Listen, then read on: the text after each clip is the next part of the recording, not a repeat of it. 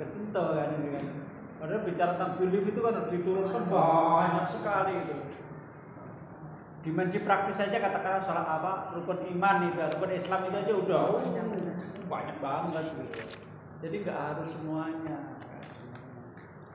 Baik, tadi itu makanya ketika turun ke blok dan stack dimensi apa yang kan ya itu lalu diucap indikator-indikatornya.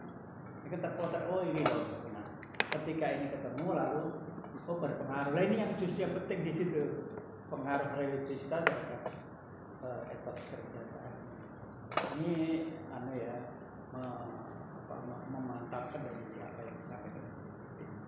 Ya akan lebih mantap lagi ini mesti harus ke Sohibul Bait, Sohibul Hajat ya. Sohibul Fikrah, Sohibul Metodologi, Tariqah ya. Tariqah. Monggo Pak Muslimin. Tariqah, hubungan Tariqah ini. Tariqah, minal madah. Baik, assalamualaikum warahmatullahi wabarakatuh. Alhamdulillah wassalatu wassalamu ala rasulillah la nabiyya ba'd. Allahumma inna nas'aluka ilman nafi'an warzuqan thayyiban wa amran taqabbalan. Bishrah li sadri wa yassir li amri wa hlul 'uqdatam min lisani yafqahu qawli. Rabbana zidna ilman warzuqna fahman. Al-Mukarram, kita muliakan tim sidang tim munaqashah pada pagi hari ini yang diketuai oleh Bapak Dr. Profesor Kandidat Son Haji MAG dan Sekretaris Sidang Bapak Lutfi Salim Sosio dan Ibu Penguji Utama Ibu Dr. Patona M. Sosi yang tadi sudah banyak sekali mengklarifikasi dan menguji ya, dari Ananda Nur Samsia. Kemudian Ibu Dr. Tim Amalia Fitri MSI selaku penguji pendamping 1 dan Ananda Nur Samsia ya.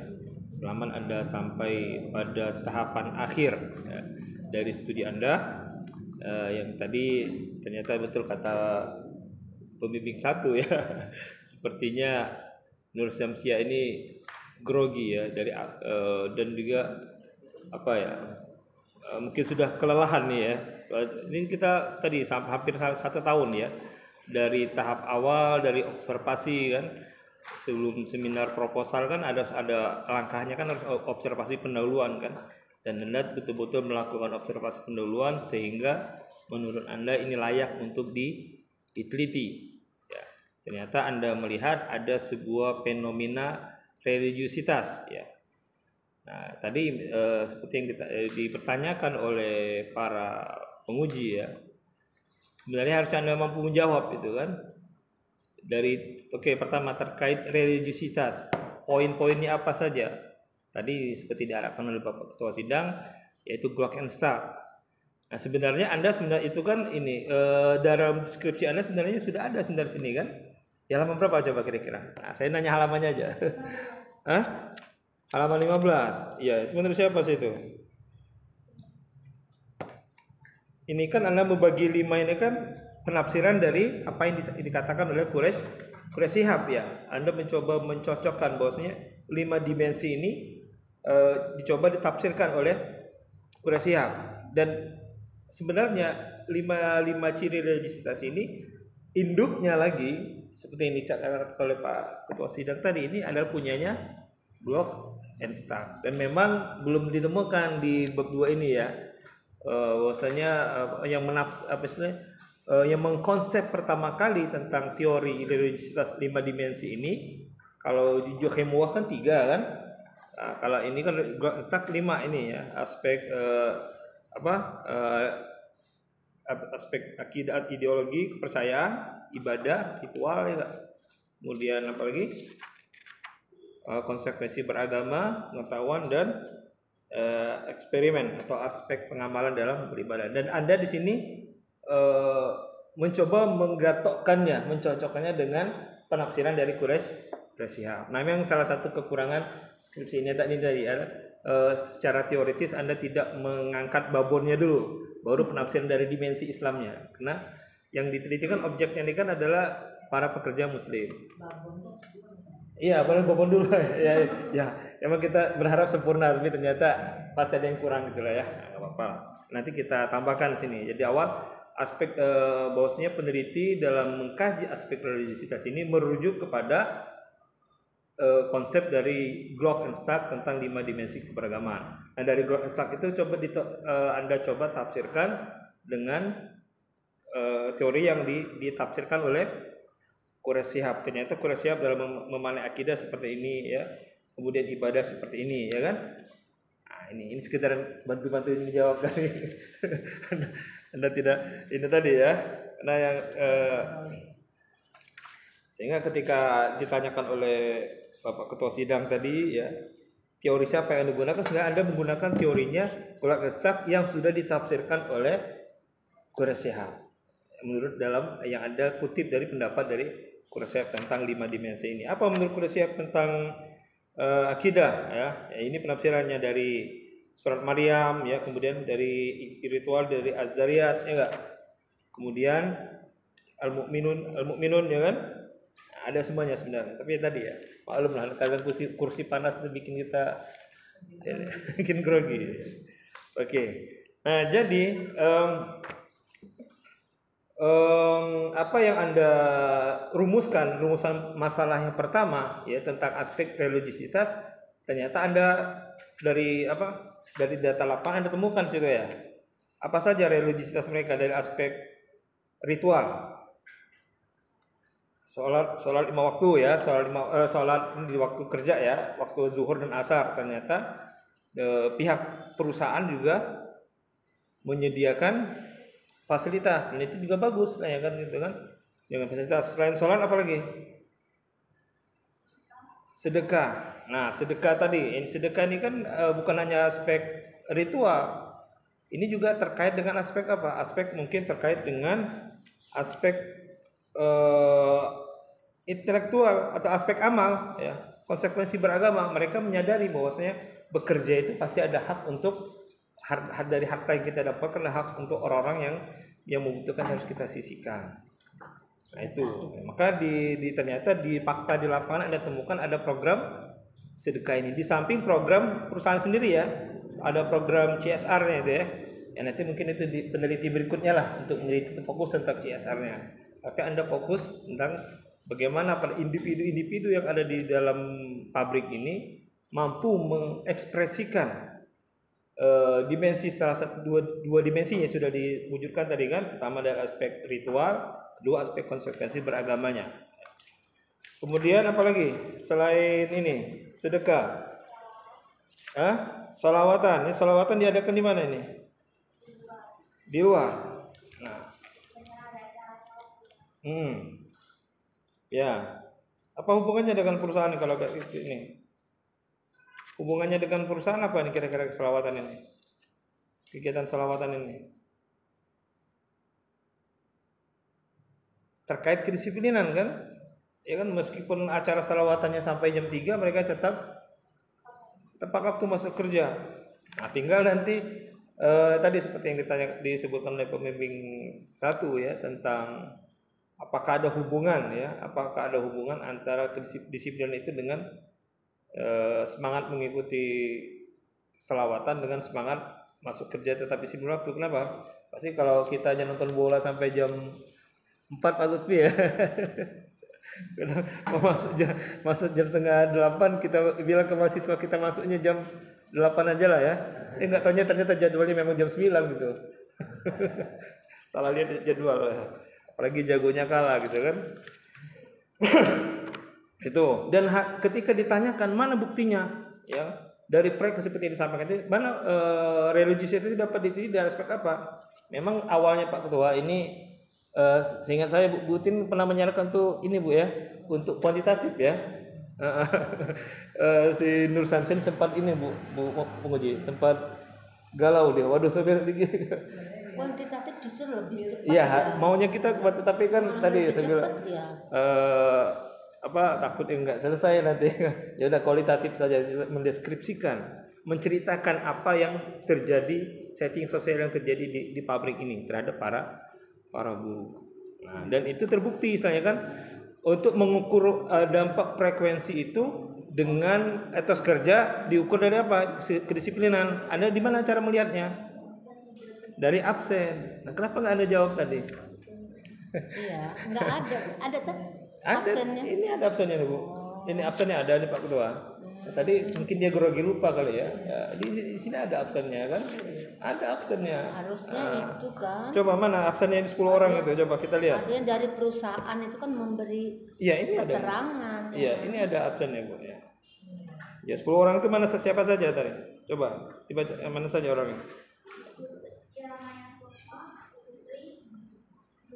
Nomor berapa saja? Nomor berapa saja? 2, 5, 4, 10, 14, 17. Ya, ini. Oh, ini untuk minta data print out absensi ini agak sulit nih Bu Puas nih. Pastilah. Nah, ini kan setidaknya kan menunjukkan bahwasanya si peneliti kita tadi serius gitu kan ya. Ada. Nah, di situ kurang kita sebatas itu saja untuk kualitatif gitu kan. Nah, itu sebenarnya untuk menjawab pertanyaan rumusan masalah yang ketiga, bagaimana dampak atas apa sebenarnya etos kerja mereka, antara hubungan antara etos kerja, hubungan antara religiusitas dan etos kerja ternyata dibuktikan dengan tingkat kedisiplinannya, mereka tetap melaksanakan hadir tepat waktu dan juga tetap melaksanakan sholat zuhur dan asar ya di musola. Itu dalam pengamatan Anda musolanya full nggak jamaahnya situ pas waktu sholat secara umum?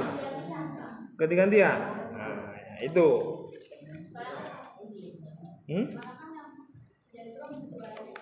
Iya, ada kan 400 kan, musolanya ukuran berapa?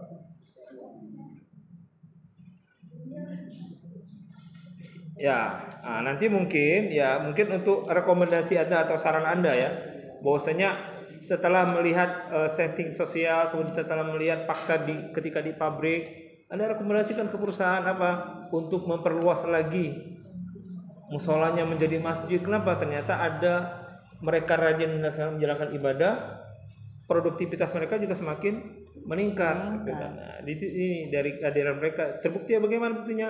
Tadi mereka walaupun ikut salawatan sampai dini hari, tapi masuk kerja tetap masuk ya, kemudian disiplin, dan juga walaupun masuk tapi tetap betul bekerja, bukan tidur di pabrik gitu kan. Nanti karena ngejar absen nggak tahu aja ini nyampe pabrik tidur gitu kan.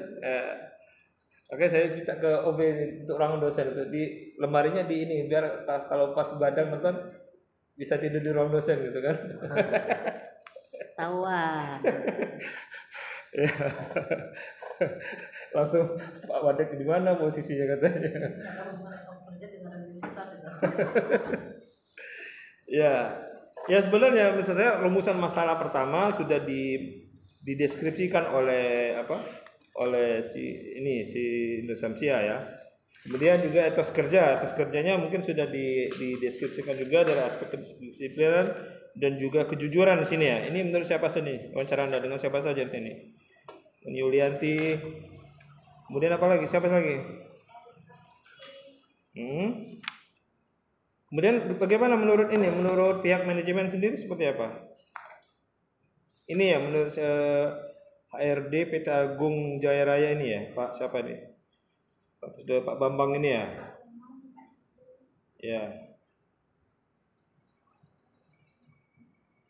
Ya, kedisiplinan seperti ketepatan masuk keluar jam kerja sesuai dengan peraturan perusahaan melakukan. Yang kedua, bertanggung jawab seperti menyelesaikan pekerjaan ya. Jadi menurut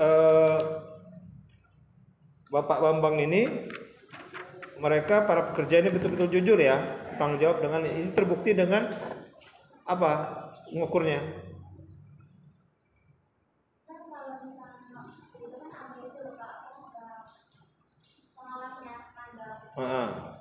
Anda memperhatikan dari manual saja target perusahaan tercapai seperti itu saja. Nah, itu saja batasannya kan mengukurnya target produksi perusahaan tercapai seperti itu kan. Nah, oke. Baik. Kemudian ada tidak misalnya dari informan yang Anda tanya itu ketika mereka diminta lembur misalnya, mereka tetap mau juga enggak? Tetap.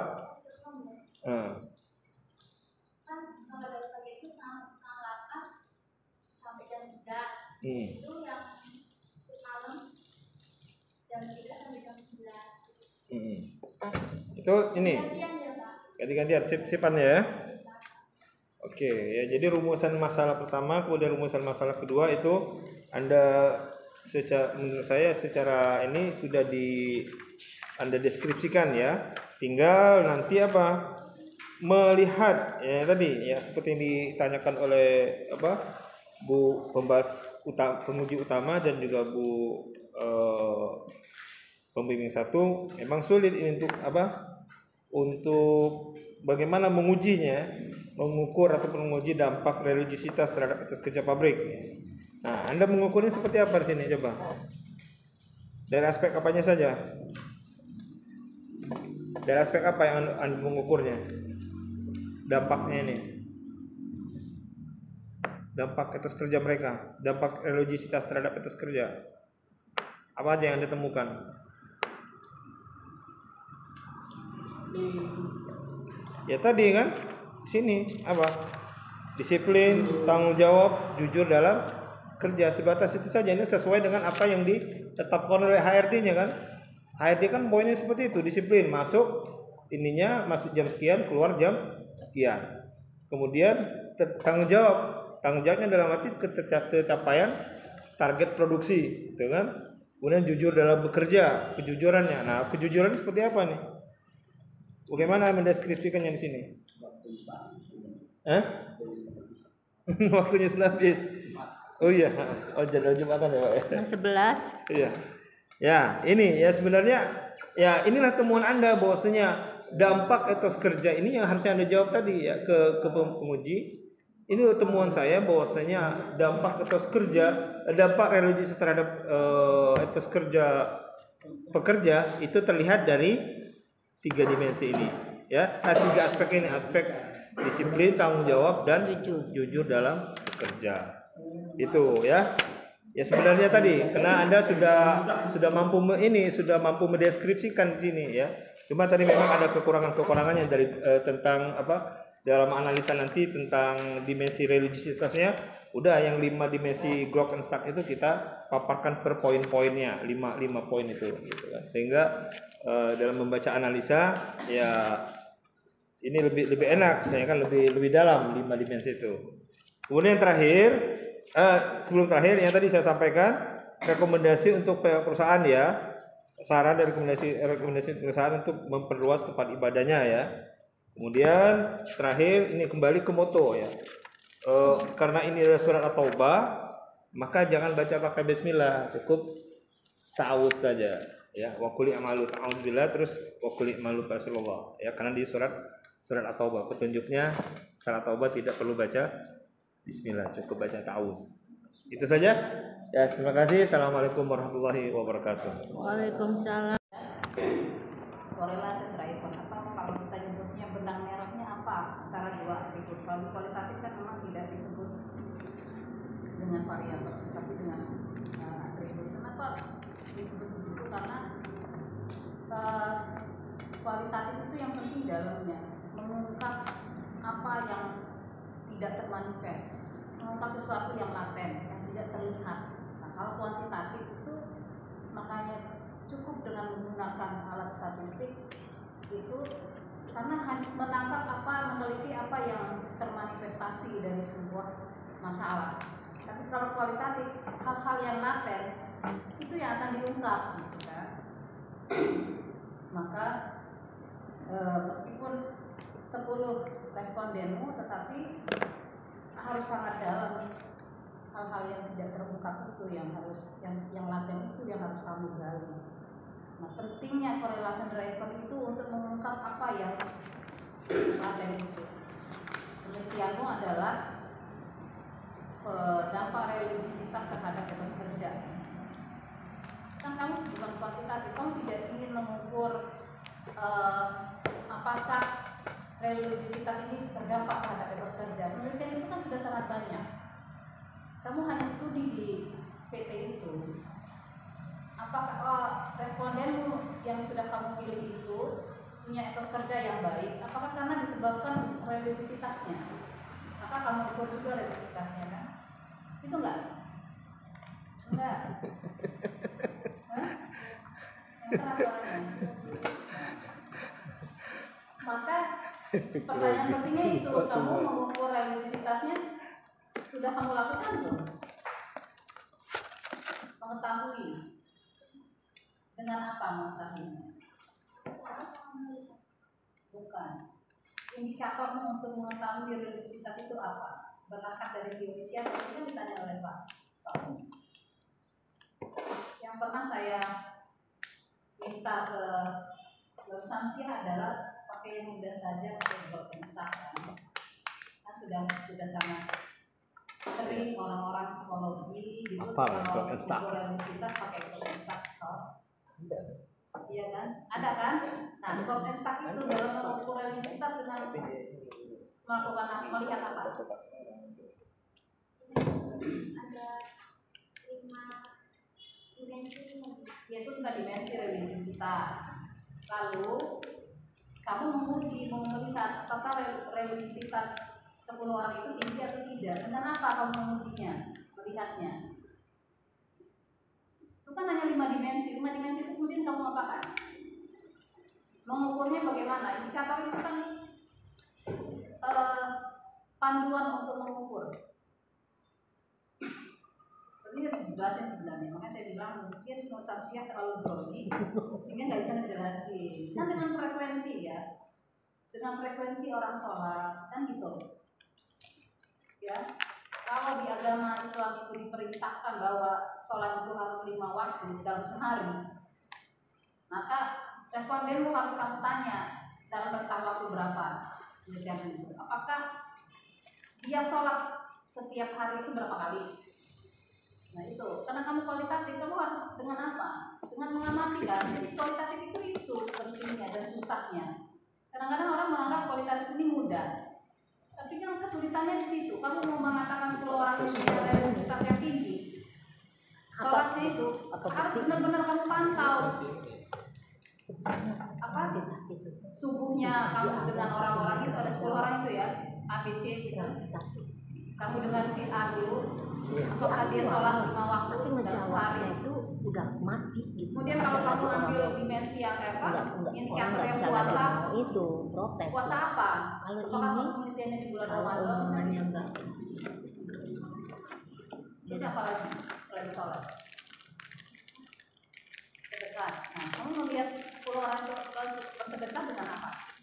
Melaksanakan sedekah. Hah? Ada catatannya enggak? Ada ceritanya enggak di sini? Itu yang penting. Kenapa itu seperti tiba-tiba simpulannya ada dan apa yang baru saja saya sampaikan ini tidak apa namanya tidak diungkapkan di sini. Gitu. ada syaratan. Gak usah terlalu pusing bahwa kamu kan memang meneliti 10 orang ini. Kenapa kamu teliti 10 orang ini? Karena religiositas apa etos kerjanya tinggi. Bagus. Kan punya itu kan. Nah, data 10 orang dengan religiositas apa dengan etos kerja tinggi itu mana datanya? Di sini ada. Tetapi apa referensi kamu dapat data etos kerjanya dari mana itu yang nggak ada. Makanya kenapa seperti ini data nggak berbunyi kayak karang-karangan gitu. Kan namanya etos kerja harus dari kantornya ya.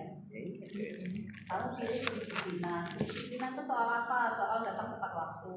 Maka kamu bilang aja di sini. Kamu meneliti ini mulai pengamatan dari bulan apa ke bulan apa. Kamu minta datanya 10 orang ini. Kedisiplinannya dalam hal datang tepat waktu itu mana datanya? Kamu dapatkan dari mana? Kayak serius gitu kan penelitiannya ya. Itu ini beda kualitatif itu kesulitannya itu di situ. Kalau kamu kuantitatif kan kamu cukup sebar angket ya. Tapi kan tidak dalam penelitiannya. Maka di kualitatif kamu 10 orang ya nggak apa-apa. Tapi kamu harus sangat dalam. Kedisiplinan kamu pilih apa lagi tuh? Indikator etos kerja selain kedisiplinan. Nah bertanggung jawab itu kan masih bersifat dimensi ya. Kamu indikatornya kamu turunkan dari melihat bertanggung jawabnya adalah dari mana? Apa itu? Itu apa yang berarti yang belum jelas. Mungkin juga belum Sebenarnya udah wawancara. dijelaskan sih dengan hal yang seperti ini, cuman ya memang masih belajar meneliti kan. Maka daripada terlalu lama ya lanjut aja gitu kan. Mudah-mudahan setelah Ada nggak ini wawancara dengan bisa perbaikan manajer? lagi gitu ya. Itu ya dicatat ya. Yang harus ada gitu kan. Nah, ketika kamu sudah dapat data etos kerja, kan kalau data etos kerja mudah kan, hanya minta dari kantor yang penting dimensimu, kemudian indikatormu apa, jelas yang kamu lihat apa. Maka kamu bisa menarik kesimpulan 10 orang ini etos kerjanya tinggi. Tapi jangan nyimpulin sendiri, harus data. Apa yang disebut data itu tadi.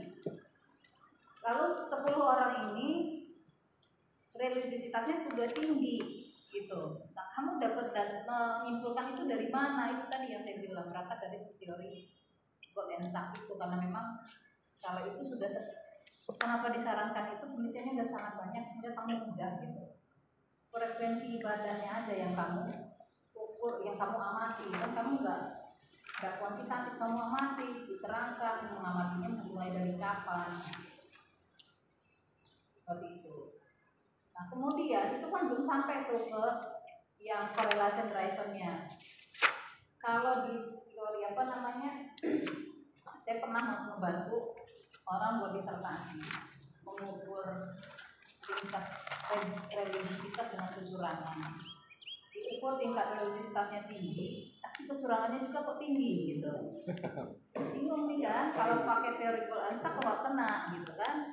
Meneliti akhirnya ketemu di punya Imam Al-Ghazali sebenarnya, yaitu ada dua hal gitu ya. Kalau religiositas tinggi kemudian dia berperilaku baik, artinya dia paham maknanya itu masuk sampai ke dalam. Nah kalau punya tingkat ibadahnya dari frekuensinya itu dia ibadah, sholat, puasa dan sebagainya, tapi hal-hal yang seperti nggak jujur, curang dan sebagainya dia masih melakukan, itu karena tidak memahami, tidak masuk ke dalam. Nah itu yang harusnya dijadikan correlation driven-nya, benang merahnya. Dia sholat dan sebagainya, apakah dia paham? Nah, apa yang teks-teks apa yang bisa mau kamu pakai? Saya bilang kan gitu.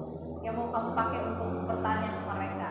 Ya, tentu saja teks-teks tentang aturan-aturan atau perintah-perintah di agama kita yang menyebutkan bahwa misalnya seseorang itu harus punya etos kerja yang baik. Dia tahu nggak itu? Dia paham nggak tentang itu kan gitu.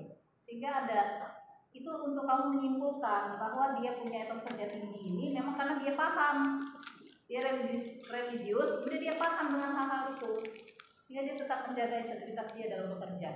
Nah itu yang belum ketemu, dan belum ini memang agak berat sih ya. Levelnya kan berarti iya. kita nggak terlalu maksud, hanya mendeskripsikan aja. Iya makanya ya, tapi setidaknya dibunyikan sederhana lah, ada satu atau dua gitu intinya ya. Nggak usah terlalu banyak kan gitu. Memang apa namanya kualitatif itu kalau dikerjakan dengan ini memang beratnya di situ sih teman-teman sih. Kadang-kadang milih kualitatif karena mudah gitu, padahal sebenarnya enggak ya, enggak, sulitnya di situ. Itu memang belum terjawab oleh Samsia, menghubungkan dua hal itu gitu. Makna itu sebenarnya Pak Muslim pasti tahu kan soal perintah-perintah ayat-ayat atau apa gitu. Nah, kamu Ten Commandment untuk mengetahui pemahaman mereka.